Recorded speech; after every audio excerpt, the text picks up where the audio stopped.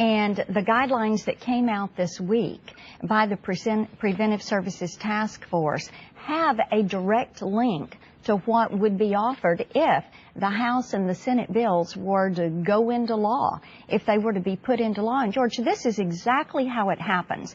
If you go to page 1296 of the House bill, the engrossed copy, and you begin to read in Title III of that bill on preventive and wellness services, and you get down to Section 2301, this is what happens.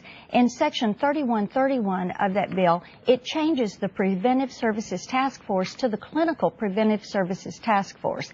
Then you go back and you see that that task force on preventive clinical services is tasked with rating A, B, C, D, or I, all preventive services. Then you go back into Section 222 of the bill, well, and it read says, this bill, but let's I have read this bill, and that indicates what will be paid or covered.